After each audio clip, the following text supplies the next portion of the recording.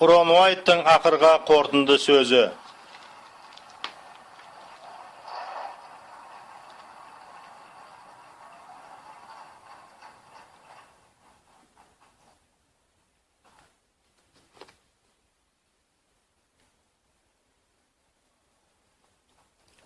Құдай бізге рақымды, бұл солай емес пе?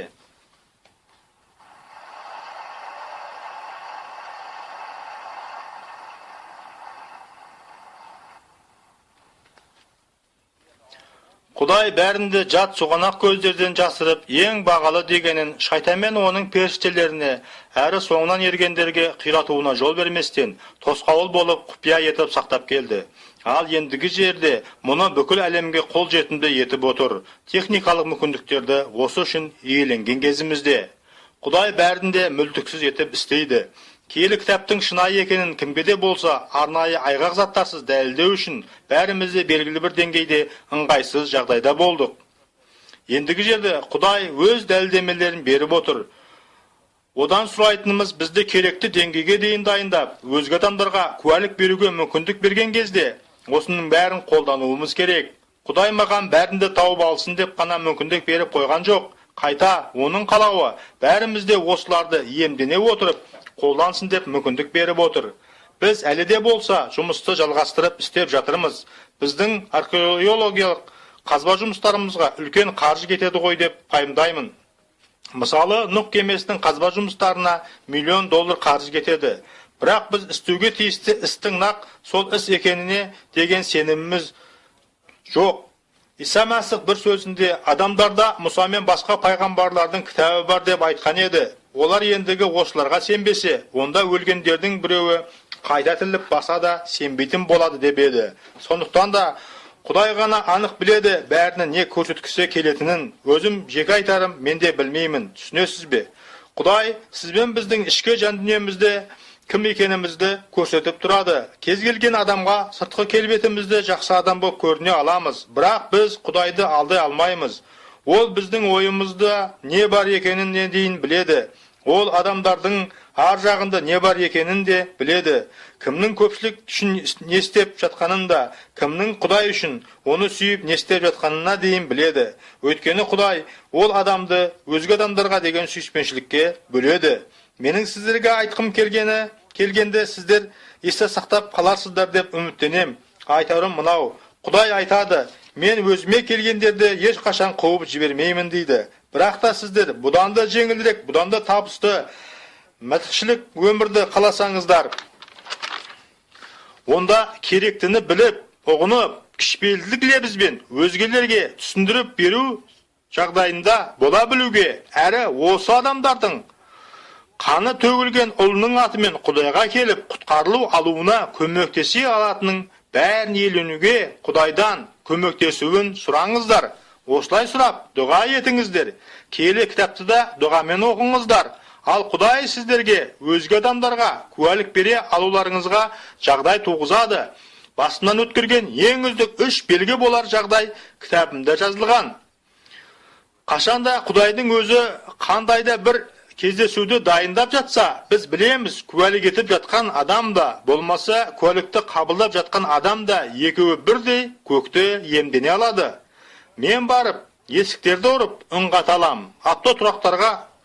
Автотұрақта тұрған жерімде адамдарға үн қаталам. Қазір бұл қауіпсіздеу болмаса да, мүмкін бұл оларға пайда әкелер, мүмкін әкелмес. Ал егерде кездесуді Құдай ұйымдастырып, әлдекім сізге келіп жолығып сұрап жатса, онда сіз Құдаймен нағыз қарым-қатынаста болсаңыз, жай ғана құсаған сияқты болмай, онда екеуіңіз де көкте жолға аласыздар. Ал бұл аса үлкен қуаныш болар еді, осындағы кейбіріңіз бастан өткізер. Егерде бізді Құдайдың нақ өзі пайдаланып жатса, біздің өзгелерге деген қызметімізді, онда Құдай тура біздің өмірімізге керектіні іске асырғаны. Егерде біз күнәһар адамдардың жазасынан қашып-пұшып қашақтап өз бетімізше көкке жетуге талпынсақ, онда мұнымыздан түк шықпайды. Киелі кітаптың мәтініне сілтеме етілген материалдар тегін таратылады. Және де біздердің кездесу тақырыбымызға қатысы бар тегін емес материалдар да бар. Егерде сіз қандайда бір себептермен сатып алуға мүмкіндігіңіз болмаса, онда біз қандай жағдай болмасын осы материалды сіздің қолыңызға табыстаудың мүмкіндігін жасаймыз. Бірақ осы сұрақ төңірегінде шыншыл болуыңызды сұрап өтінеміз. Өйткені біз барынша ертерек өз жұмысымыздың нәтижесін ұсынғымыз келеді. Ал ахуал сондай, алауыздық өршіп барады. Ал мен болсам, алсарға жасарып бара жатқан жоқпын ғой. Шын мәнінде бұл өте қиын жұмыс. Келісім сандығына қатысты, әрі барлық ашылғандарды да, осы барлық табылғандарды да Құдай керемет сақтап қалған. Ал олар өте тиімді. Біз балалары қауымға қайта оралған адамдардан қаталамыз. Сенесіз бе? Аляскіде тұратын әйелден қаталды. Күйеуі 19 жасар қыз үшін өзін 5 баласын тастап кеткен. Бір кездері күйеуінің қолына осы кітаптардың бірі түсіп, оқып шығады. Біз осы кісінің әйелінің қатын алдық. Ол қатында күйеуінің отбасына қайта оралғанын жазады. Қазір бұрын сонды болмаған ең тәуір отбасы болыпты.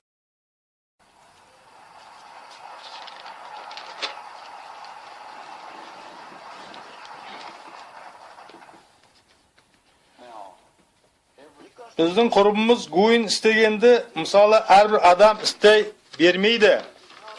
Осындағы кейбірімізге Құдайдың дайындаған бір реттік кездесуінде адамға куәлік айту мүмкіндік қалауы бірақ мәрте байқалуы мүмкін. Келі кітапта айтылады, ішкені істе сенімді болған үлкен істеде сенімді. Өз күш қуатыңызды Құдай үшін үлкен ауқымды іс жасауға сақтамаңыздар. Тәңіріміз үшін істей алар ең ұлы іс бұл құтқарылмаған жандарға Тәңірдің өзіміз арқылы үн қатуына мүмкіндік беру. Осы арқылы олар да құтқарылуды емдене алу үшін Құдай бізбен де жұмыс істеп болғаннан кейін көптеген адамдарға барып қызмет етуімізге жағдай туғызуы мүмкін.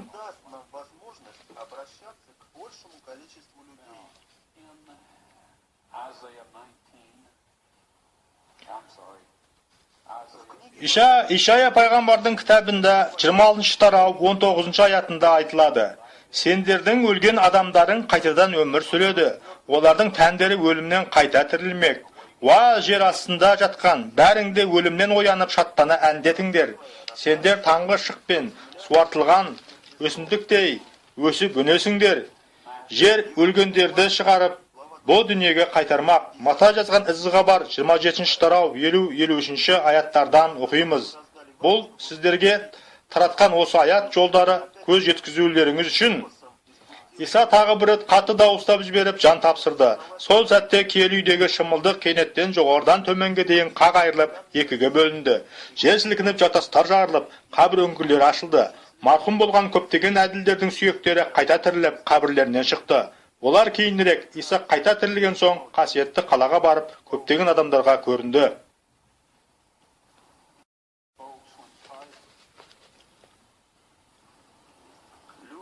О адамдар, Исаның қаны келісім сандығына төгілгенде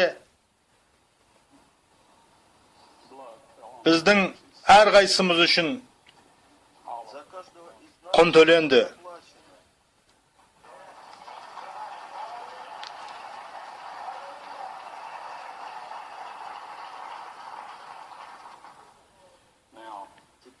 Тағы да бірнеше аяттар бар. Жоханның 1-ші хаты 5-ші тарау 7-8 аяттарда айтылған. Сонымен куә болатындар үшеу, келруқ, су және қан. Бұл үшеуінің айғақтығы бірдей.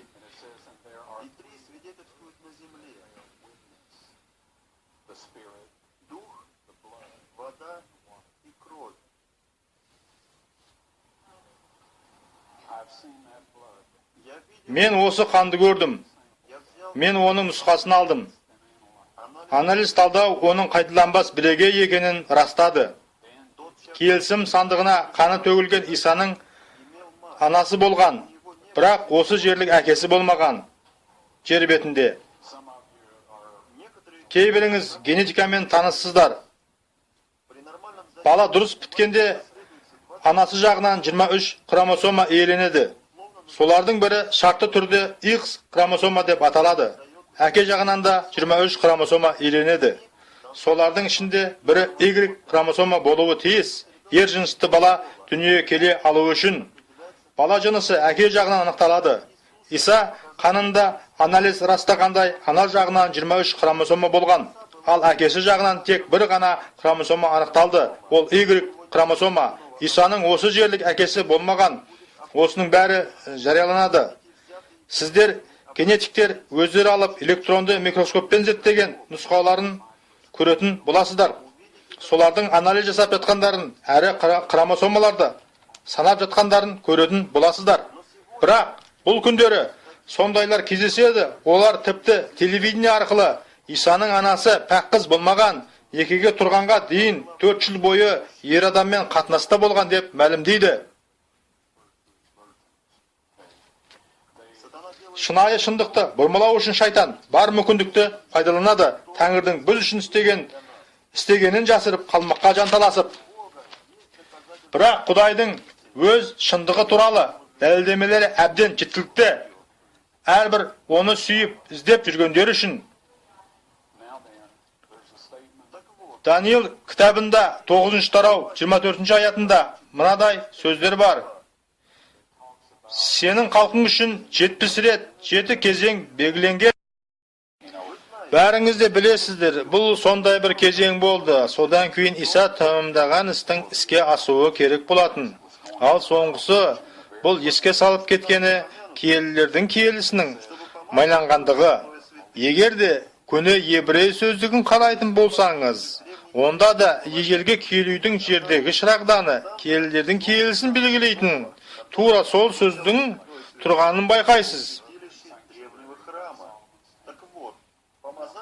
Ендігі айтарым, маймен майлау қай жерде болмады дейсіз. Маңызы сол, шын мәнінде болған бірден бір жалғыз майлану, бұл Иса қанмен болған майлану. Оның біз үшін өлгені, бұл шынайы болған оқиға. Қазір жер бетінде осыған куә болған адамдар бар. Бұл бір ойдан шығарылған нәрсе емес, болмаса адамдардың айтқан емес, әріптестікке тарту үшін. Біздің сіздерден бар қалайтынымыз бұл сіздердің Құдай еркін орындауларыңыз. Тағы айтарым, сіздер осы материалдардың көшірмесін ала аласыздар ғой деп ойлаймын. Менен емес, Гуин құрбыларыңыздан, анда шығар ауызда отырған.